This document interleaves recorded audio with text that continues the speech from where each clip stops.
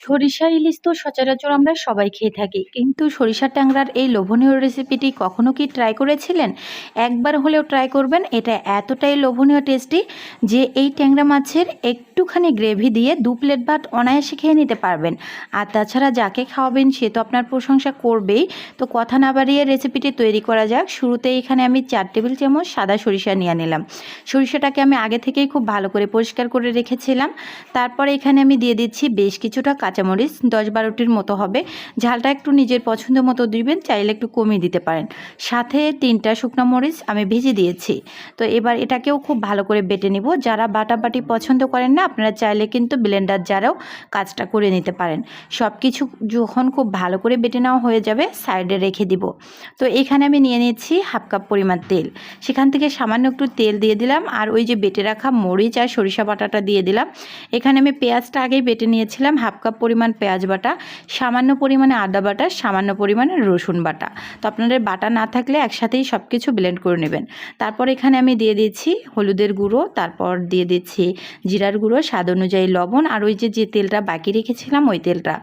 এখন খুব ভালো করে সব কিছু মেখে নিতে হবে। মাখানোর কাজটা অবশ্যই ভালো করে করবেন। আর আপনারা চাইলে রান্নার তেলের পরিবর্তে এখানে সরিষার তেলটা অ্যাড করতে পারেন, তাতে করেও কিন্তু ভালো লাগবে। কালারটা মাশাআল্লাহ আরও ভালো আসে। আর সরিষার তেলে কিন্তু সরিষা যে কোনো রান্না ভালো লাগে।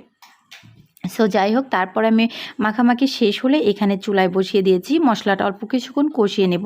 চাইলে হাতে মেখে সরাসরি বসিয়ে দেওয়া যায়। তো ট্যাংরা মাছটা আবার একটু নরম টাইপের, ভেঙে যেতে পারে, এই জন্য আমি আগে মশলাটা কষিয়ে নিচ্ছি।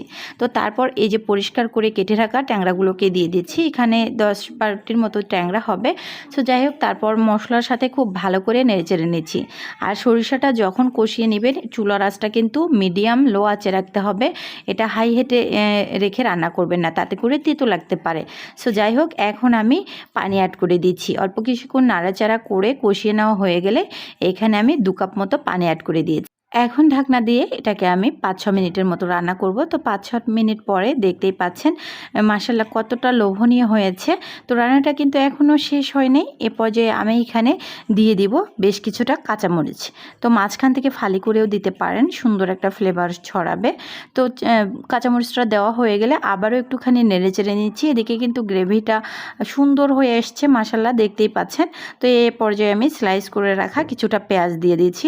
এটা দেখতেও সুন্দর লাগবে, আবার খাওয়াও যায়, ভালো লাগে খেতে। সো যাই হোক, দিলে দিতে পারেন, না দিলেও কোনো সমস্যা নেই। তো এখন কিন্তু একদম রেডি, চুলা থেকে নামিয়ে নিব। বিশ্বাস করুন, এর কথা আর কি বলবো, একবার হলে অবশ্যই ট্রাই করবেন। আর ভিডিওর কোনো অংশ একটু যদি ভালো লেগে থাকে, প্লিজ একটা হলে লাইক কমেন্ট শেয়ার করে দিয়ে আমার পরিবারে যুক্ত হয়ে যাবেন। মাশাআল্লাহ, কি আর বলবো, দেখেই তো বুঝতে পারছেন এটা কতটা লোভনীয় হতে পারে। গরম ভাতের সাথে জাস্ট কোনো কথাই নেই, এটার টেস্টের কথা আর কি বলবো। তো একবার হলেও অবশ্যই ট্রাই করবেন। সার্ভ করে দেখিয়ে দিচ্ছি।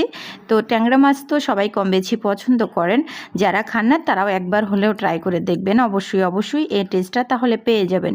আর আমি ঠিক যেভাবে বলেছি ঠিক সেইভাবে রান্না করে নেবেন, তাহলে কিন্তু এর টেস্টটা অবশ্যই আপনারা বুঝতে পারবেন।